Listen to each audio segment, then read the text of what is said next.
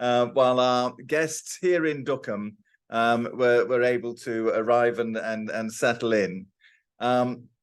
You have with you myself, Stephen Thomas, the CEO, and my colleague Rashid Ali, the CFO. Many of you are familiar with this quarterly format where we're always very pleased to welcome you. Usually most of you are online for our quarterly question and answer session. Just to give a little bit of background and color before we start, we've told you, and you've seen it again stated in our chairman's statement for this quarter, that this year we expected to be a hiatus year, a bridge between, particularly affected by events here in Duqm, where we're holding this meeting today.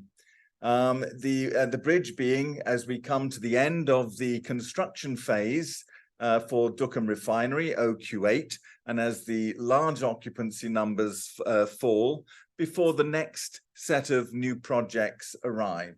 And I'm sure there'll be some questions around Duqm. Last year where we averaged 12,600 occupancy. At the moment, as we sit here, we're at just above 5,000, which we expect to be the bottom out. You know the business model, those of you who are familiar with us, that as the projects come, you get the high occupancy levels where we go up to 17,500, 18,000 occupancy. And then you then get the residual permanent occupants. And at the moment, that sort of bottoms out at around 5,000. We're very pleased that we do have visibility of new projects coming down the line for 24, 25, and 26. We are in the process. We've been welcoming the first batch of those will be in the green steel space. The 3 projects coming in with Jindal Steel, Mitsui, and Vale. We're in the signing MOU stage with them. They've had their visits here, etc., and seen the facilities. The next phase will be the Petchem project. That's a big one that will require 20,000 to build. Then following that, in the subsequent years from 26 onwards, we see the green hydrogen project starting to emerge.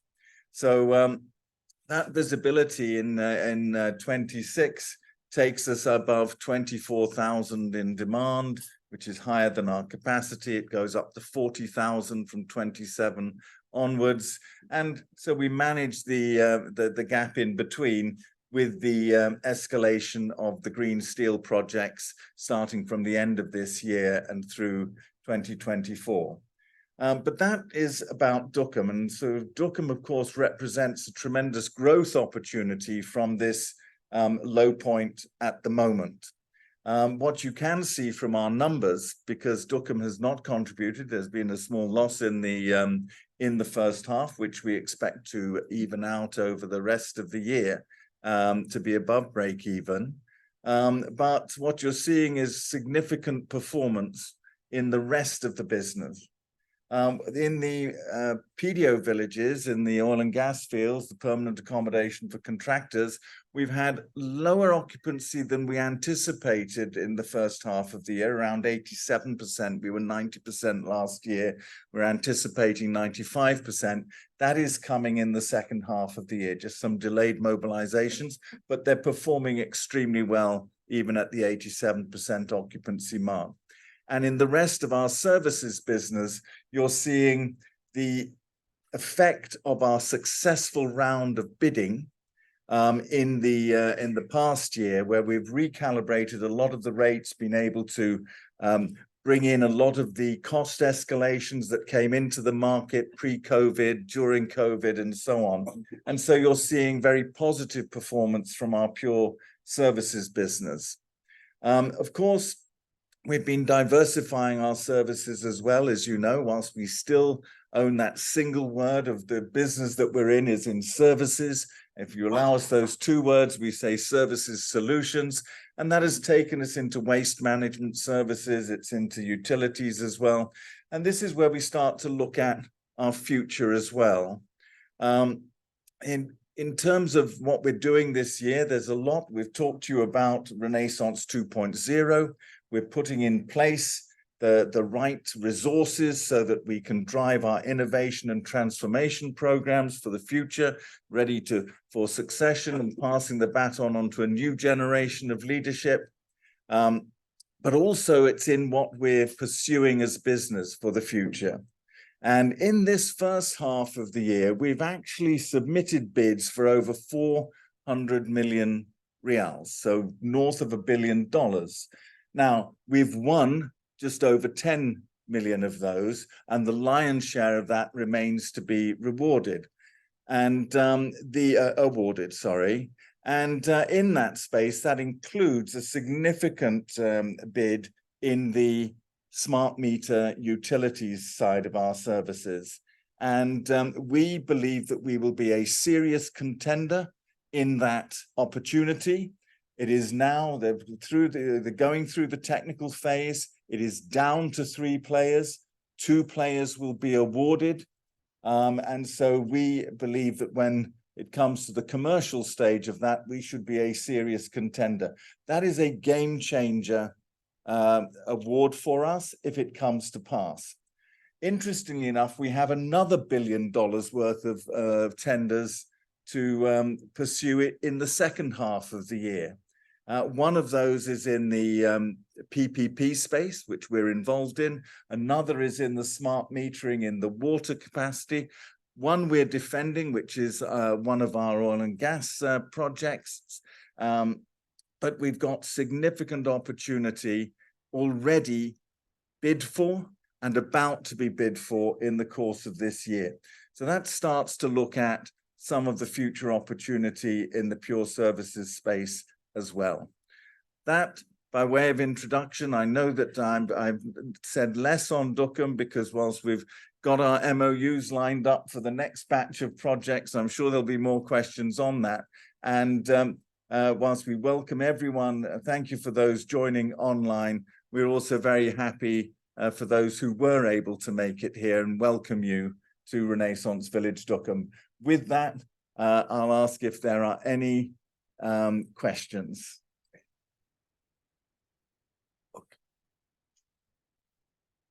May I, with the questions, could I ask you to wait for the microphone so that our colleagues online and friends online can hear? And could you open with your name and where you're from so that everyone is aware? Yeah, hi. This is Nitika from U Capital. So my question is, I just want to seek a clarification. You mentioned that there are 3 green steel projects coming up and you're in the MOU stage. So does that mean it is already contracted for, or you'll be you'll be participating in the bids for it, and then you will understand the capacity that will be required? So how does it pan out from there? That's my question. Thank you very much. No, so there's no bid in the sense that CZAD and OPAS, so the authorities for the zone, have specified what the standard of accommodation should be, that it actually should match United Nations International Labour Organization standard, the CZAD standard, the standard of the government of Oman, all of which are as good as or better than those standards for the way, particularly they looked at how migrant workforces are looked after, because the fact is that large numbers will be needed to build the infrastructure here. So there is a requirement in order to attract the foreign direct investment and in order to attract international financing that the workforce is kept to that minimum standard of accommodation. Now we have in our usufruct agreement, we have, which is a 50-year agreement, we have 10 years exclusivity in terms of the permanent build. This does not mean that people are not able to provide accommodation if we're not able to provide it, but it must be provided at the standard. If it is provided at the standard as a short-term build for the project and removed at the end of it, which is again the requirement, it cannot compete with our rack rates, which is why this project is an enabler, not just for Duqm, but for Oman. It's, we've seen so much bad press about workforce accommodation in the region. The government here is determined that that is not the reputation that Oman wishes to see. And so in that sense, it's not a bid situation. It is that they are pointed out, this is where we would like your workforce to stay. Now, in the first round of projects, we did have cases of people staying outside the fence of Duqm and not staying in compliant accommodation. And the authorities put a lot of effort into looking at that and making sure that it cannot happen again, not giving permission for new camps, making sure that people understand this is CSAD standard and this is where we want you to stay. So the issue with MOUs is to get with the players who are coming. So I can give example. The first three are in the green steel space, Jindal, Mitsui, and Vale. So these are about to build 3,000, 3,000, and 9,000, just on the different scale and phases of the project. Now, what happens is you have the lead, the company that is actually developing the project. They will then appoint their EPC contractors. We enter into MOUs with them, as we did with the EPC contractors for the refinery project. And then what follows is the volume is the subcontractors who then get awarded. So you get the specifics will come later. But entering into understandings that this is where they wish people to stay. They need to know that we're not going to change our price mid-project. They want to know that we are committing to them that this standard will be available. The price won't go up other than normal, any force majeure type issue that would affect their project anyway. And so we give them the guarantee that we'll have the space for them and we'll hold the price. They give us the guarantee that their people will stay with us. That's the way it works rather than a tender. Yeah. Secondly, on the Capex. So you mentioned that there is a requirement for around 24,000 beds by 2026. Yes. So is that the phasing that we should assume, for the purpose of forecast, that that is the kind of Capex that will be involved? So we have at the moment, we describe our capacity here as 18,800. Now, the reason it's described that way is because of the current demographic. Now, the rooms, the shared accommodation can accommodate 2, 3, 4, 5, 6, etc. And so based on demand offtake, if we filled every bed into every room, the capacity here is actually just 24,000, so just short of that peak. Now, that's unlikely to happen because you'd need the demographic of demand to coincidentally match the full potential of beds. So what will happen in that instance is there will be a need for additional accommodation, and we will consider that. And that may be subject to competition if somebody wants to set up a camp. But the issue of setting up to the standard and being able to supply it, we've got the advantage of scale. Those of you who are here in person on this meeting will be able to see the facilities and what we've got in terms of storage and everything to support larger numbers than are here at the moment. So we again expect to be a serious contender for that. When the demand crosses up to 40,000 from the following year, then that's a different case in point again. There'll either be demand for temporary solutions for those projects. And what's interesting about this project, I'll just use the Vale example, as and the Vale team were down visiting our colleagues here last week, is they need 9,000 to build the project, but they need 3,500 to 4,000 to operate it afterwards. So this puts them in the category like the dry dock, needed 5,000 or 6,000 to build, but need 3,000 to operate. And now they've got the floating dock. So we have 3,000 dry dock customers, valued customers staying with us at the moment. They're about to increase those numbers with the floating dock that's come in. But the residual for those kind of projects is high. For the petchem projects, like petchem, the demand will be 20,000 during the construction phase, but it will fall back to about 1,000, 1,500 in terms of post the project, although it may create other jobs outside the fence as well. So the business plan or the long-term plan is that each time a project finishes, your permanent demand goes up. So we should be, by the time we're at that 40,000 demand, there'll be a different problem because our residual permanent people will already be up around 60% at that point. So we will have decisions to make as to whether we wish to compete for the delta that can't fit in here. But certainly as the player already in place, already built at a competitive rate, we should be able to attract at least to fill ourselves and look at expanding beyond that. Not a permanent expansion, temporary expansion or a modular expansion. And just one last question on the RSVD occupancy. So 23 we understand is the year this year, and it is a bit on the lower side. But what is your expectation for 24 and 25? So 24 and 25, in terms of current known demand, I'm only going in terms of those physically signed up. And at the moment, we've only got the lead players of those projects. So if I just take, if I just take what's signed up there, then you're looking at 7.5, going up 8,000, 9,000 after that. Where the numbers will come in behind that will be in the lower tier subcontractors, which we get once they issue their tenders, make the awards, and we get the histograms for that.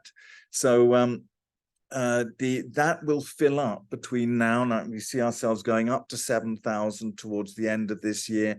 It tails off a little to 6,000 towards the end of the year, but that's known demand, signed up demand, as distinct from others that will flow through from that. So we can't give you an exact number right now, but we're expecting it to be north of that. Yes, Samir, please give your name. Thank you. My name is Samir from EFG Hermes. A couple of questions from my side, because previously we have seen various challenges to Duqm, like a non-compliant accommodations, then delays in project awards or building the projects.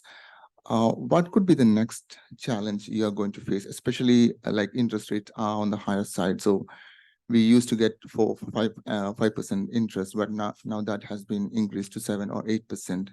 Some of these big projects, especially the global economy, is getting skewed. So are you seeing any or challenges going forward from that scenario, and how that could impact some of these numbers you mentioned, like demand going to 20,000 plus? So thank you, Samir.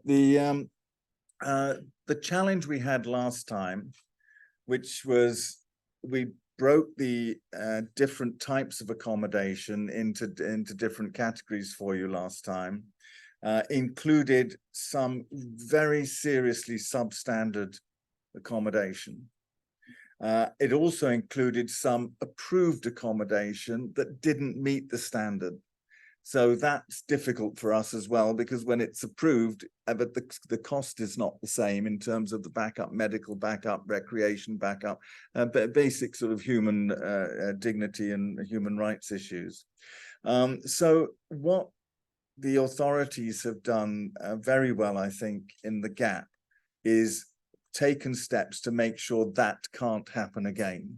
And the sort of lead players, if you look at Petchem, OQ, are making sure they have their own standard as well, which is slightly, there's some specs in that are slightly higher, which we comply with here.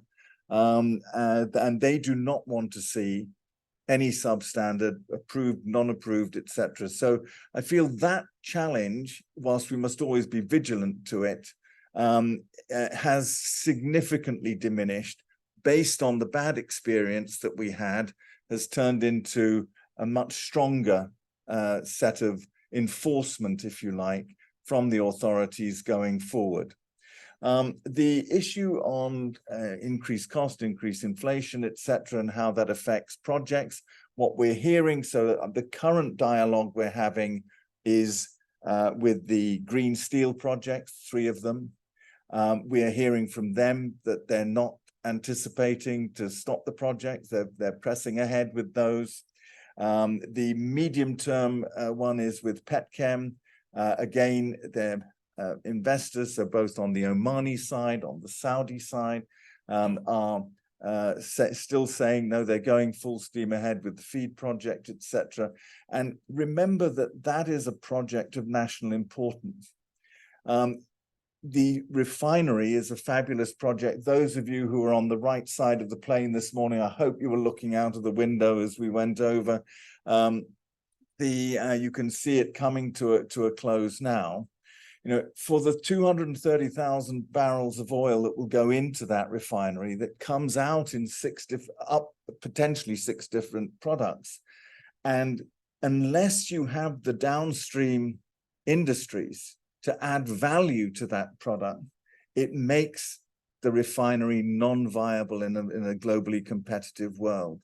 So the national importance of we understand COVID came and the oil price crash came, and that meant it was logical for the government to pause and wait to reconfigure Petchem. But it is an absolutely essential project for the whole Duqm project, for the industrialization of Duqm, etc., and for the viability of the tremendous investment the government's already put in so far.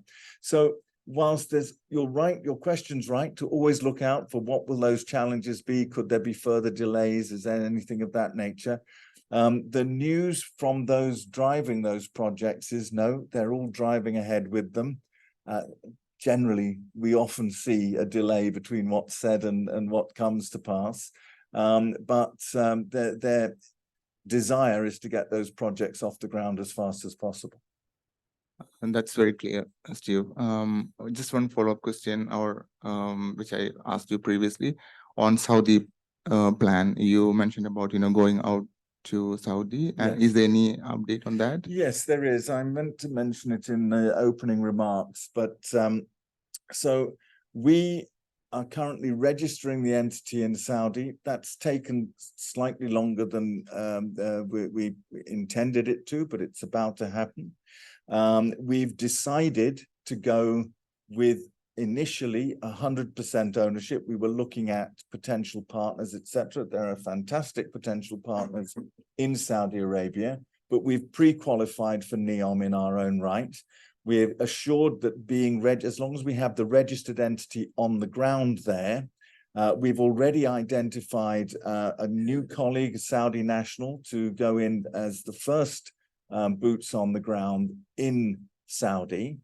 And as luck would have it, not that we rely on luck as an organization, but the phase 2 of NEOM awards of the 215,000, that tender's not come out.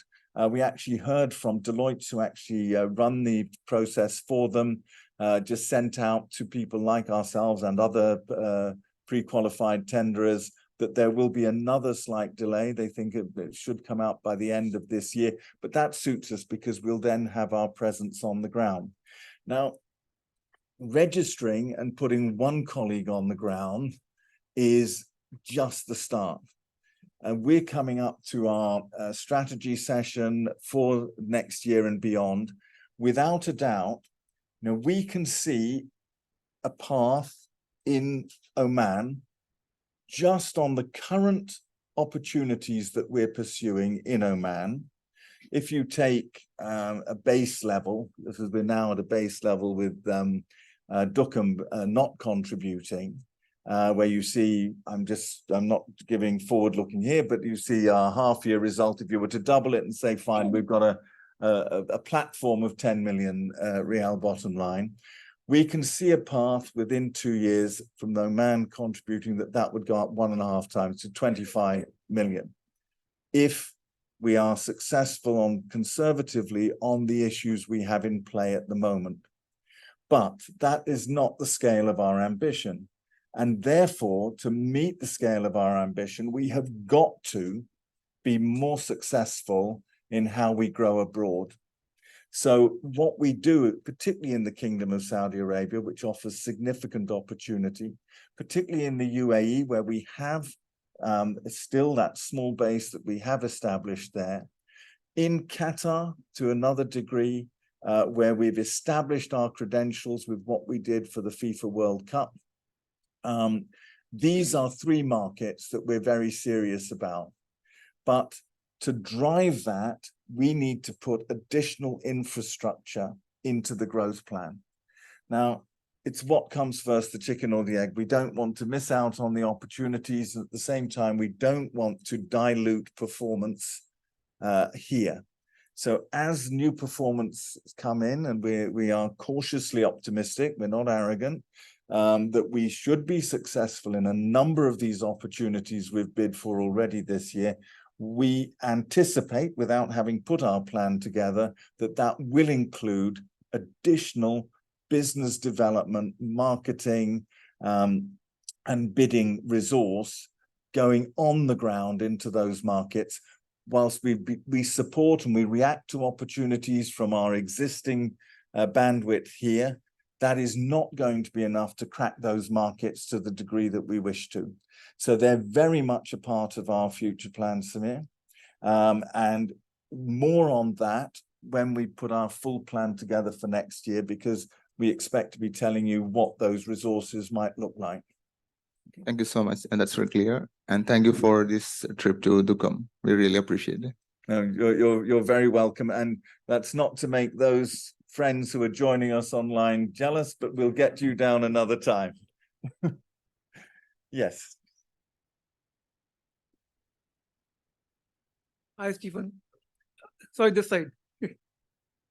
Yeah, I'm Abhishek from National Bank of Oman. I have three questions. First of all, thank you for arranging this trip. That is very good. I've stayed here, so I know all memories have come back. First, three questions. What I understand that you have been talking about temporary accommodation which the other companies operating in this region have built here. But I've also learned that there are certain companies which are making their own packs out here and not utilizing the pack which Renaissance has made or the exclusivity what you have got. So what is the concern, what you see in the future, but if there could be more potential companies like that which they make their own packs for the employees, or you're doing something on that?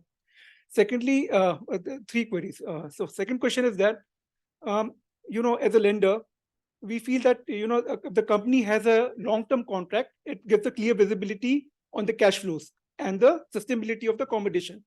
Has the company been doing something on the long-term contracts on the current which you have, or the potential which you are going to seek in future?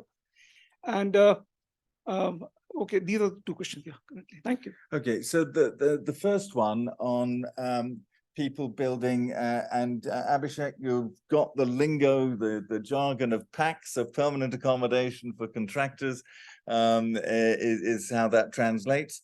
So what is possible here in Duqm? If you are putting in a project, a refinery, a petchem, a steel project, it is possible to have your own accommodation, but it must match the standard. That's what went wrong the last time.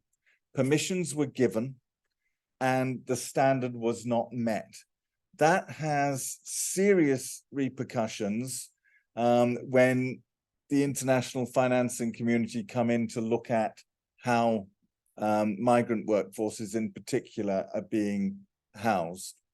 Why the authority and the government wish this standard that you'll see as you go around today to be applied is, it's not a luxurious standard. It is utilitarian. It's the kind of standard that attracts far more Omani colleagues into the workforces in these remote locations because it is attractive to them. And when you come to the lower tier shared accommodation, it allows people to live to that minimum United Nations International Labour Organization standard, to live with dignity, with proper medical, recreational, and other backup, so that there is a lifestyle, good connections home, all of those very important things. So what will be done is, if someone wishes to put their own accommodation in. It will not be the accommodation we saw first time around when people ignored the standard. It will be, some of the authorities do not have the bandwidth to monitor all these things. Authorities like our friends in the Royal Oman Police want everyone to stay in one place where they feel they know that they are looked after and secure, etc. Important for the security of the region. So the authorities are making sure that if there is alternative accommodation, that it will meet the standard. And one of the problems is with your building for a project is you need to put in a temporary facility, and the only land actually applied long-term for workforce accommodation is in this strip here. It's not in the lands next to the project. So there's an absolute requirement that the camps are removed. You'll see the camps I've referred to starting to demobilize now because the authorities are requiring them to move. Now, there is one alternative, and it's an important one, because people can, if they wish, stay in apartments or villas built by the local community in Say Village and Dukum. And actually, that is something that we have no objection to. It's great if there's some of the excess capacity going into the local community. That may be sufficient to take up the delta when we get to that 24,000, etc. But again, the authorities are stepping in here. That is fine if you want to put your supervisors and your senior people into shared accommodation in flats and apartments. It is not fine if you're cramming 100 people into a 4-bedroom apartment and actually causing concerns for the community living around those villas and apartments.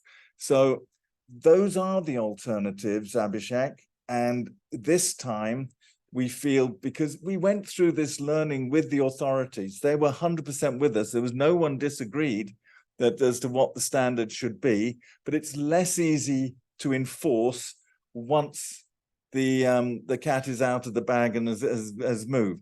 So the focus now is making sure that that doesn't happen in the first place. So I hope that that answers that piece of the question, Abhishek. Thank you so much. Also, Abhishek, what is core and non-core? At the moment, the projects coming in is building compliant accommodation core to their business. The answer is probably no. Is it core to us? Yeah, this is what we do. And this is what we are here providing services and an experience to each and every customer who lives in our permanent or temporary accommodations. Yeah. You'll have to remind me your second question. Okay. Sorry. My second question was regarding that, from the lender perspective, when we see here a small short tenor contract, a long-term contract. So it gives a clear visibility on the cash flows and the sustainability of the packs which you are investing in, what we have also invested as a lender. So do you see that the company has currently the ongoing long contracts, or there could be potential where you are going to have long-term contracts, or you're in discussion like this, that yes, it will not be for a shorter tenor, we want because you guys are also investing in the premises. So what is the company's perspective in that? So the contract period varies. There's not one size that fits all. So there could be a 3-year contract, and certain contracts that we've recently bid may extend up to 15 years. I think given our track record of renewing our contracts, etc., which you've seen and the current order book, I can tell you with a lot more confidence that we can forecast our revenues with a lot more reliability and certainty into at least a period of 3 to 4 years. So that visibility we have, of course, given client confidentiality, we can't speak to you about specific contracts, but to give you that comfort that we have, I'll repeat it, a lot more certainty and reliability on forecasting and estimating our revenues into the near future. And, Abhishek, some of the actual opportunities that we're looking at are really changing the profile of our backlog. As Rashid said, we're seeing an average now of 3 to 4 years. That will include 2-year contracts, 1-year contracts. 3 years are on the sort of cyclical tendering basis. 3 is about the norm. But we are focused on moving clients into the IFM space. And in that space, the norm is 5-7-year contracts.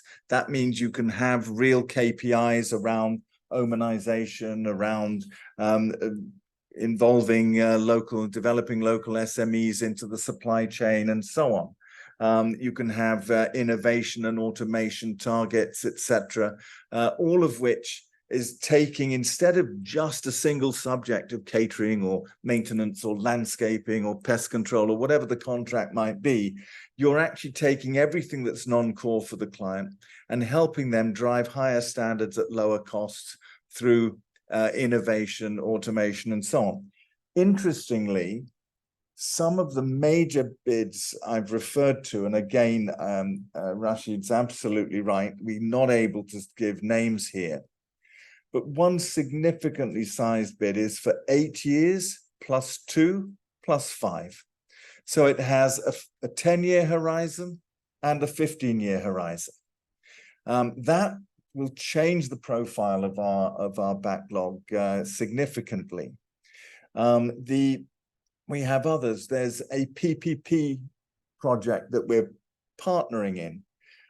This is you've seen the government's PPP programs, and there's one out for 42 schools. We're partnering with an investor who is interested in the PropCo and actually in the Capex for the property. Our greatest interest, of course, is in the OPEX, which is 25 years.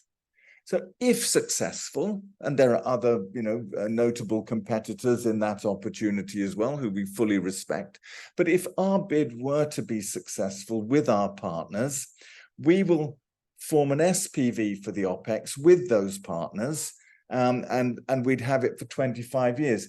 These are things that are changing the longevity of our contract profiles. And these are live opportunities. This is something that is actually going in on the 11th of September as things stand. So thank you for the question. Thank you. Thank you. Yes. Hi, good afternoon. This is Shaheen from United Securities. Steve, in your chairman's report, you'd mentioned that there is a temporary lull in the major projects at CSAT. What would be the key reasons for this lull? And do you expect, the outlook to improve for the second half? Yeah, so it is actually around the things that we've been discussing. It's the end of the OQ8, the Duqm refinery project, as the construction comes to an end. And normally the model, where if you look at Jebel Ali, you look at Jubail, Yanbu, etc., the model normally is one project ending begets the next, because those driving the projects and then the nation are looking to get the benefit of the mobilized EPC contractor workforce into the competitive tension of the bid. Because of COVID and the oil price crash at the start of 2020, of course, oil prices come back up since then. There's a hiatus because the planned petchem project is now back in the feed stage. And so for that reason, we don't have a major project starting at the moment. So our focus, as we wait for, and the next ones coming are the green steel projects. The focus includes looking at some of the smaller contractors, the ones who not necessarily our natural customer, seeing if we can give them a bespoke solution during this hiatus, etc. But that's actually the reason for the lull and why the chairman described it that way in his report. Okay, I would just pick on the point which Samir brought up about your expansion into the other markets. Yeah. What are the kind of opportunities do you see in this market? The kind of services that you expect to bring to Yeah. these markets? Well, it's a great question because in the pure services play, there are a lot of good players already in those markets. It's like when somebody comes in to do pure services in Oman, they find themselves confronted by Renaissance and the other players who are already here and well established. So you need to have that USP. What is that thing that is slightly different going into those markets? And so the way I would describe our USP, one of them is around this kind of project. The knowledge of how to put together something that meets the high standard at an affordable rate, because when nations are putting projects of national importance in place, they want them to be globally competitive. And so they need this standard to attract the financing, but they want it to be affordable. Now, interestingly, why the Kingdom of Saudi Arabia is of such interest to us is because they are specifying on projects like NEOM, they are putting this out as UN ILO minimum standard. And there are not many people who can go and say, well, we've done this for 17,000, because there they've got 215,000 people. They're going to be split over 15 different sites, some 10,000, some 5,000. It's right in our capability spot. The 5,000 are similar to our PDO packs. The 10,000 are similar to here, it's slightly smaller, but still of scale. And bringing that knowledge, skill, and experience, we believe we can be competitive in that market. Now, how do we get into the pure services when there are already people in that space? Interestingly, if you look at our total service package, we're unique in one respect. You know, I just said it earlier, if you describe us in one word, we're services. If you give us two words, we say services solutions. And where do they fit? They fit in the IFM space. So IFM, you're competing with the Sercos, the Carillions, etc. These are the people who then outsource to multiple soft services, hard services, everything that's non-core to the client. And we do that. So we've got one list of competitors in the IFM space. Now, what we also do is we self-perform a large number of the soft services and the hard services. So you don't get the margins on margins. That's a sell to the client. Now, at the same time, we're not averse to outsourcing. You know, we do waste management. We self-perform the largest amount of it. In some of our PDO locations, we outsource to local community contractors, because that's a key KPI for that client. And so we have that flexibility of either self-performing or where it is right, whether you want to develop local SMEs or local communities, etc., we can provide that as well. If you come to the pure soft services side, we've got another list of competitors. You come to the hard FM side, where we are still growing. Whilst we've got some very important projects like BP, like Al Mouj, where we have our own projects and the infrastructure that we maintain here. But that is an area where we have a growth opportunity even in our home market. But again, it's another list of competitors. You come to the utilities services that we've moved into, completely different list of competitors. You come to the waste management, and there are other opportunities in terms of waste treatment and so on, recycling, etc. All opportunities to come in this market, and it's another list of competitors altogether. So there's very few that actually span the full scope. So where we do have an opportunity to be different when we go into those markets is that holistic, comprehensive offering. As in the rest of the world, there is a significant movement to IFM, which is looking for people who do everything, but that is non-core to that client. So that's where we feel that we can compete. we actually see our competition as slightly different because I can list them from the waste management. You've got Verda, Veolia, and all the others, or over here on the catering side, Sodexo and Compass and all those, etc. All great companies, by the way. But we see our competition as slightly different. We see our competition as those employers who still feel it's okay to house their migrant workforce in extremely poor conditions.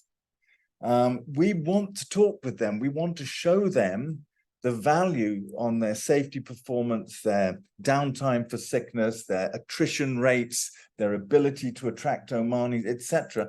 That this is a very efficient way of doing business. You can compare it as a cost like this. So we see our competition as slightly different, and that's one of our entry points in that sense. And the other is about getting clients to move the dial. There is this thing about we must go out to market on single services for cyclical basis, 2 to 3 years. We've got to test the market. Whereas there's actually a model that shows if you engage long-term IFM, your costs do this, and your standards do that, and your desired goals are also met as KPIs. So that's our competition, is getting those messages out, and it's relevant in those markets as well. We've seen some of the bad press that some of those markets have had around migrant workforce care. So yeah, that's the answer to your question. Steve, one more question, if I may. Oman is positioning itself very differently in terms of hydrogen exporter for the future. Do you have your ears to the ground? Do you really see any kind of projects coming in? And if they do, how would you maximize the opportunity here? So we all read about hydrogen, and we understand that there are some sort of proof of concept still to be absolutely set in stone to make sure that those projects happen. But in terms of ear to the ground, it's not just what we read and we see. His Excellency, the Minister of Energy and Minerals, has been pushing these projects, what you see OQ doing, the level of investment going in. And, the green hydrogen projects, there are others coming here, BP looking at it for Duqm as well. We've got a list of 5 of them. They're real projects, they're real teams of people. So there's investment going in on the ground to actually develop these projects. So whilst I understand that some of the technologies, some of the proof of concepts have to come, we are convinced by the seriousness of the teams that have been put together to look at these projects for Duqm. A large swathe of land has been put aside here. There's some of the issues is how far away some of those things will be, which may need sort of satellite units, etc., from here. But what are we doing?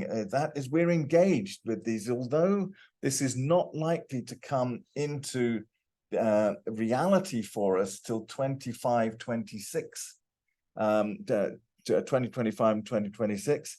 We're engaged with those players. They've visited here. The OQ green hydrogen team have been down. The lady, the CEO national, is very, very committed, very much aware. We're being asked about being sure that we will have capacity for them at that time because of our residual permanent occupancy coming up at that time. And so we're engaged with them saying, we'll be here for you. And we're also open to satellite units for their far-flung operations. Thank you. Yes. Can we have microphone? Any online question? Anyone? Assalamu alaikum. This is Alaikum Ahlam salam. from Obar Capital. Just two questions. For the next year, what is the policy for the dividend payout? And the second question, how is the inflation will affect your business margin. Thank Right. you. So in terms of dividend, we have a very straightforward policy that we've been able to follow. We've suffered for a couple of years when we had a very important piece of our business that we divested. Topaz was very capital intensive because our policy is to return cash to our shareholders whenever we do not have a better viable investment opportunity for that cash. And whenever we don't have an opportunity to bring down, whilst we're very, a lot of bankers in the room, we're very happy with our lending profile as well. But at the same time, you know, when interest rates go up, when debt becomes more expensive, then we want less debt on our balance sheet, etc. But we have really established over the last few years this consistent record of at least doing that 20 basis dividend. And of course, I cannot commit to that in this room here today at the end of the half year results. But I can say that our board has that commitment. They want to be seen as a regular and consistent payer of dividends. So for us, part of our planning in the year, and Rashid leads on this, is to make sure that we have got sufficient cash for our board to have that option. For it to go higher than that, it would be a situation where we're awash with cash and we don't have a better, more viable alternative. Whereas actually coming down the track, we can see lots of opportunities. I've described the Saudi one already, so no need to repeat that, where we will want to be deploying some of that cash into growth, but we do want some of it to be dividend. On inflation, maybe hand over to the expert. So at the moment, inflation compared to last year is significantly lower, which is also helping us deliver our plans. As you can see across the board, since Dukum is not contributing, we continue to build on that. We continue to build on our cost saving initiatives. I know I told the entire community here in the Q1 call that our break even for Dukum has come down to 5,000, and I'm happy to inform you that it's down to 4,000 occupancy now, and we continue to look at how we can become more efficient in running our operations. Will we stop only in Dukum? No. Dukum is our home ground, so we test and try everything here, and then we take it to all the other operations across the company. So you will continue to see a much healthier profitability margin as we move forward, and we can take and so to say implement all our cost saving and rationalization initiatives that have started here across our businesses, whether it's our contract services business or whether it's PDO packs. Also, some of it will be passed on to our customers to arrive at a win-win kind of situation. So that is where we are. Yeah. And, you know, to add to that, we have a track record over time. Of course, when inflation comes hard and fast, there will always be a short-term impact. We have a real track record of mitigating that impact.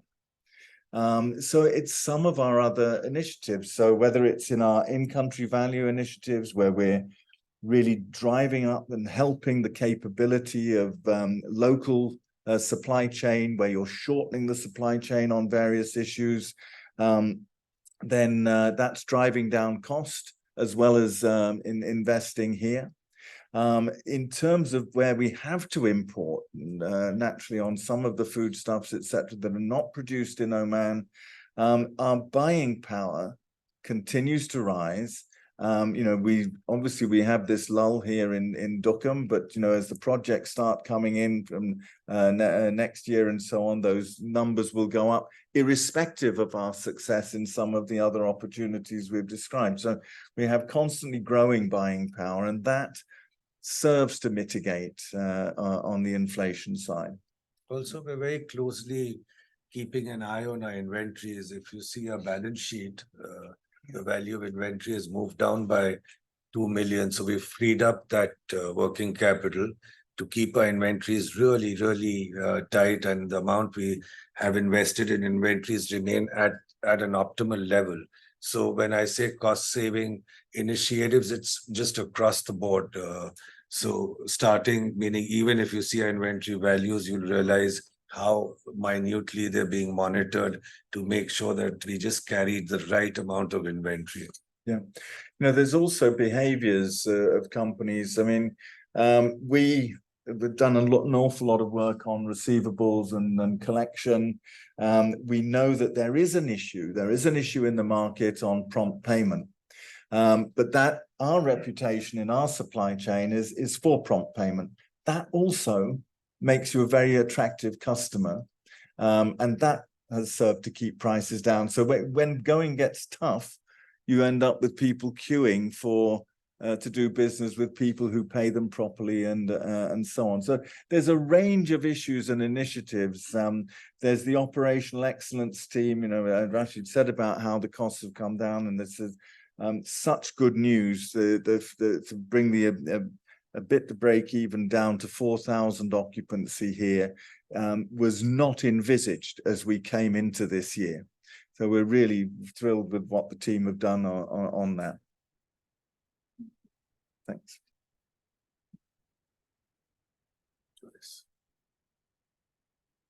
Joyce. Thank you. This is Joyce from United Securities. See, we talked about Dukam, but can you give us some outlook about what's happening with the PDO pack as well as from the contract services? Contract services, let's talk about the pure service. And Steve, you mentioned in your opening remarks about the contracts which we have bid. So if we can throw some more color on that, that would be much appreciated. You mentioned that the PDO pack occupancy has been lower during the quarter. So what are the reasons? And you're expecting that in second half, this is going to go up to 87% or so. So where are we going to see that? And also on the interim plan, the accommodation transition plan of PDO, when is it going to get on stream? And also, if you can possibly talk about something on Manazil, what you understand from that, when is it going to come in? Then that also would be much appreciated. Sure, thank you, Joyce.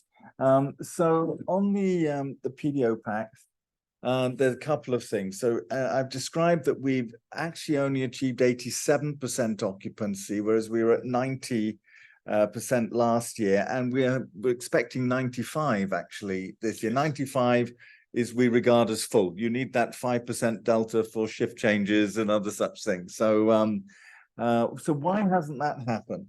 The reason it's gone off the boil from the 90 is the end of some projects in PDO. So whilst we remain at very high occupancies in some of the places for Hood and so on, Khan Alam that's traditionally full has come down to 80.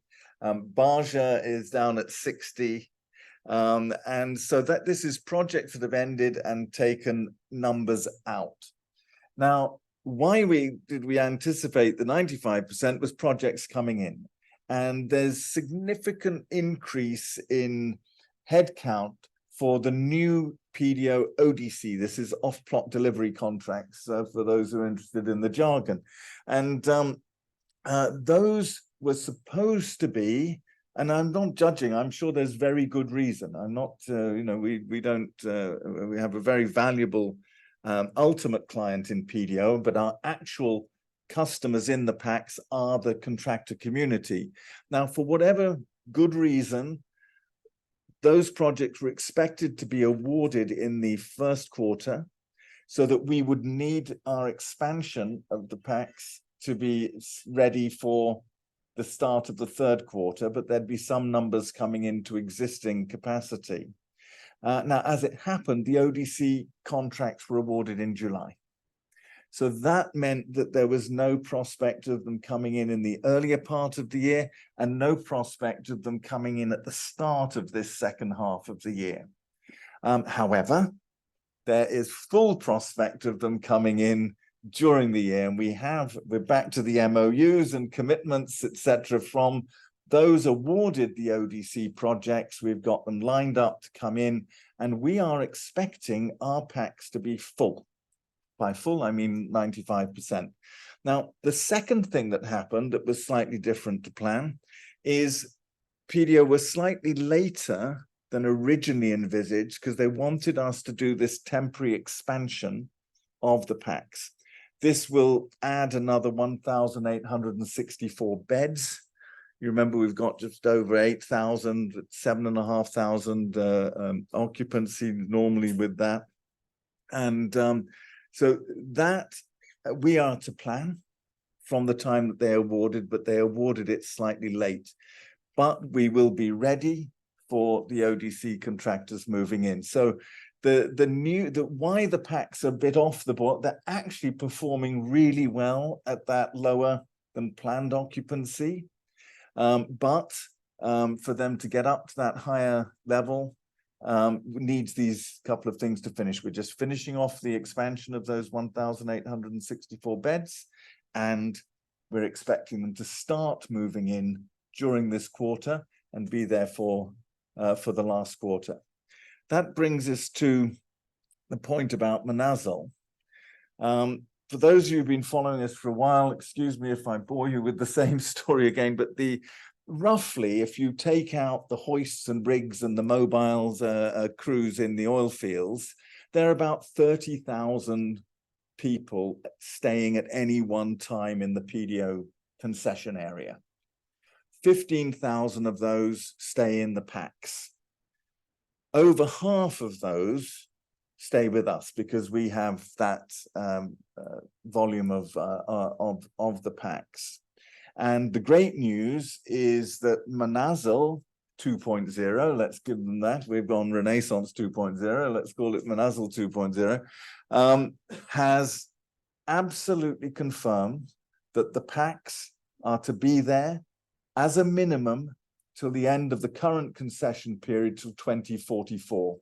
So whilst we don't count this in our backlog because it's not a sort of contract backlog, we are now assured that our packs are there till 2044. Hence, we're actually doing quite a big reinvestment in the packs this year. We're spending about 1.8 million, but this is on sustainability projects, so things that will put in better, greener lighting, greener ACs, etc., solar and so on, that will drive down our costs, but also prolong the life of those. And part of what we offer as an organization is that life cycle care of the facilities that we look after. And that's why the packs have stood the test of time and are recognized as fit for purpose to be there till 2044. So Manazil, that had looked at alternatives of replacing some of the packs, all the packs, whatever, and a whole new footprint, will look at that delta of the 15,000 who are either currently, a smaller number of them, currently in the actual PDO-owned camps, but have reached an age that some of them need replacing. Some of them don't, some of them just need some upgrading. But so Manazil 2.0 will be a combination of upgrading or rebuilding new PDO camps and the balance of that 15,000 delta who currently live in temporary accommodation, either because it's a field, Harweel, for example, that doesn't have a pack, only has tax, temporary accommodation for contractors, or it's those who live outside the packs in areas where there are packs. PDO's made that decision that other than the mobile, everyone will be required to stay in a pack. Why they've accepted that the temporary expansions will be in modular buildings, so the 1,864 beds we're adding, is because at least it brings people out of tax and puts them in an environment where they get that care, where they get the standard of worker welfare around good nutritious food, good night's sleep, good connections home, good medical backup, good recreation, and a lifestyle and dignity that is not what they're finding in the alternative TAC accommodation. So Manazil, time-wise, they're talking about spending another couple of years developing. There may be some initial smaller awards because time won't wait for some of the requirements, but the rest should be coming out in around that 3 years' time, with a view that 2 years to build, or two to 3 years build by the end of this 5-year, because we've been given a 5-year commitment for the expansion that we've done, that Manazil should come online, dovetail with the end of that period. You asked also about other contracts. I don't want to go into specific clients, etc., but you can see by the result, you know, essentially over 6 million of the drop in revenues is to do with the change from 12,600 to now we're at 5,000 here. It's come straight out of the top and bottom line of Dukem. And yet, we said it's a transitional year. You can see that if we were to mirror the first half performance and the second half performance, we come close to match what we did last year. We're doing our best to make sure that we beat what we did last year, etc. That's being delivered without a contribution from Dukem. So, and I've already described it not coming from the PACs, because the PACs are slightly behind where we wanted them to be. Where's it coming from? It's coming from our services business. And, you know, that's where we're trying to get that to move from these sort of 3-year, of course, we've got a track record of not having reduced our actual top line of services. So we do keep winning and renewing, but trying to move some of that into longer term contracts as well in the work we're doing at the moment. So actually very good news coming out of the pure services side.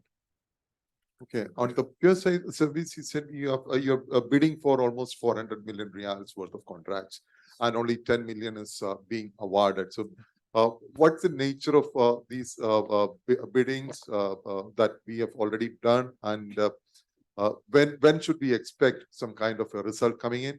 And what's the tenure of these contracts? 400 million in total, it's a very big number compared to Renaissance 120 million. So, you know, just wanted to know what's the tenure or possible tenure of these contracts, and what's the margin that we will be looking at? I want to be careful because it's the contracts that are bid are obviously still out for competition, and I don't want to do anything that could in any way blunt our competitive edge. But of the, you know, the 10 million that's been awarded, there's also one in Qatar that we didn't win. They decided not to go forward with that, and they extended the current contractor. So that's awarded if in that sense. So that includes things that we didn't win. But the largest piece of it is in the utility space. And that's down to 3 left in the race. It's going to be awarded to 2 players. It's in 4 zones. All I know in terms of information that is public knowledge from the way they measure it, where we exist with our current operation for in that space, our team is delivering high 90% percentile KPIs. That has a value. That has a real value to the client, because this is about getting paid. Our competitors don't come near that. So whilst we hope to be competitive in our pricing, we've also looked, you know, we've got Tata Power actually partnering with us in terms of technical solution and the training solution for that. if we are slightly expensive on the actual bid, we're hoping that our track record of performance has a value that needs to be factored and does get factored in there. So the tenure of that is what I referred to earlier on. It's 8 years initially, 2 years, 8 plus 2, and then there's a +5 option if that goes well. So it's 8 to 15 years. The need to understand that the first year in particular will be actually sort of setting up the solution. So it'll just be meter reading during that period. So it won't carry the same weight. But we are hoping that we would be seriously competitive in at least half of that. And this would be a game-changing number in terms of backlog, as well as it is, once it gets past that first year, it is obviously a profitable enterprise, as we've proved. Remember, we won one of the areas in Muscat first. The next time it came out, they gave us the full 3 areas, etc. We're hoping to build on that track record. This is the next opportunity. And interestingly enough, the equivalent tenders coming out in water. That's part of the $1 billion we're expecting to bid in the second half of this year. So that's the main one, Joyce. And I don't want to say more than that on it. I understand that, Steve. So this 400 million, is it including the PPP project, or PPP project is another $1 billion project? That PPP project is a different one. So that's 42 schools that will take care of 40,000 students. That again is being bid shortly. Just as we expect the result of the utility tender to be during this year, we would expect the result of this PPP project to either come towards the end of the year, early next year. It will then need to be built. The schools will need to be built. They will then have a 25-year tenure. So if we're successful, that's all part of our efforts to take this constant rebidding out of our lives. It will always be part of our lives. I guess it makes it exciting in some ways. But the less we have to do, the better, and the greater visibility and sustainability that you see. Although I must again draw your attention to our track record in sustaining and growing our pure services business all the time. Right. I think we're out of time, so maybe one more question. Yeah, it looks as if Joyce wants to make it. I have a few more questions. Some of them is basic housekeeping questions. Can you give us a revenue split between the Dukem and the PDO pack and the services segment? So as I mentioned last time, we don't give segmental information due to client confidentiality. But just for you to work it out, Dukem's revenue is 7 million. 7. Now you can work it out. I can't give any further for each one. Got it. See, and you could also work out, because as you said that we've lost the 6 to 7 million top line, that came from Dukem as well. So now you see the contribution Dukem can make when it starts refilling. So we have the opportunities that are coming with the tendering we've described.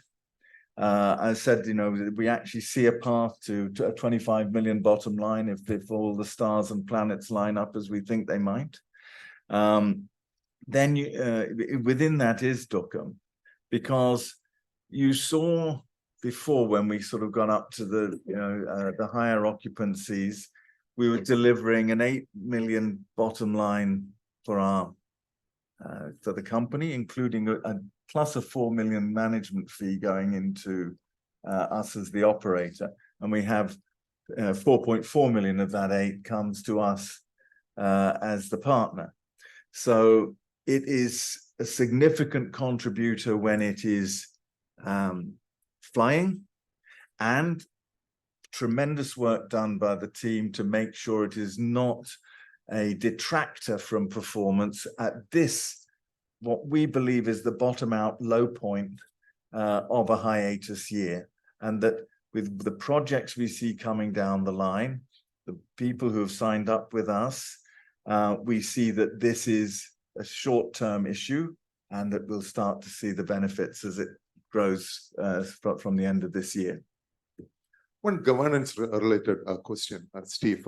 This is regarding your announcement last month, end of June, that your earlier CFO, there was an agreement that you have reached with the earlier CFO because he had done something which is bad to the company. So the question is, why did the company reach an agreement with the CFO when you understood that there was something bad which is deliberately done by the earlier CFO?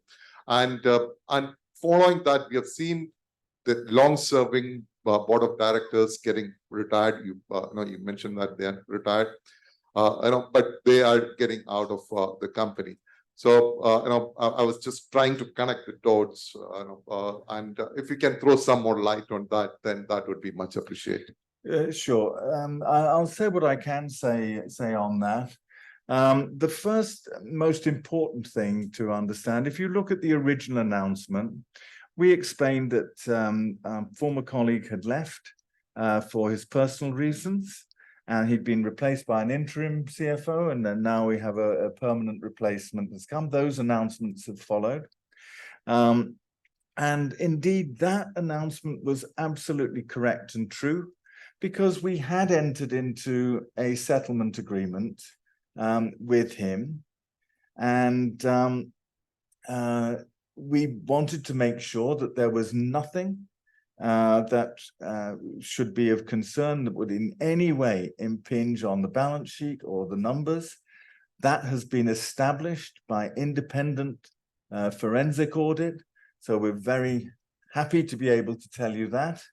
There were issues that were addressed in the settlement agreement. Our former colleague decided, although he'd signed that settlement agreement, that he wanted to make a labor case against it, which he did. And of course, that is in his right to do so. That happened.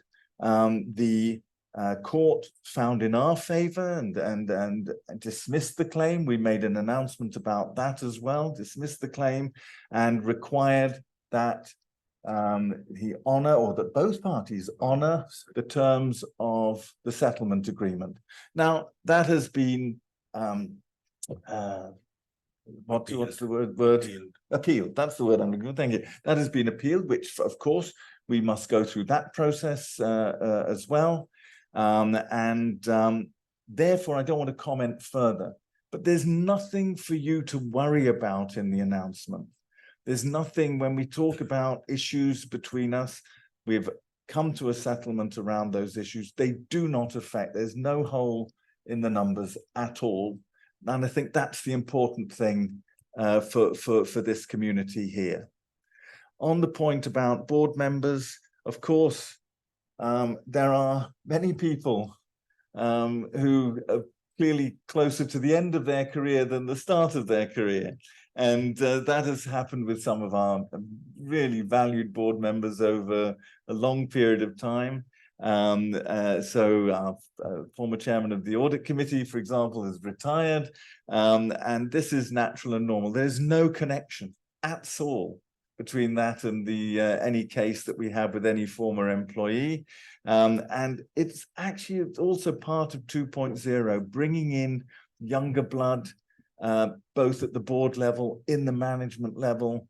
We're looking at greater diversity. We've got some wonderful female colleagues at different levels of the organization. We want to make sure, not on quota, on merit, and they earn it on merit, that we have more in the senior positions and in the board. You'll see more of that as we pass the baton on to a new generation. No connection with any dispute that we have with any former employee. We actually have very few disputes with former people.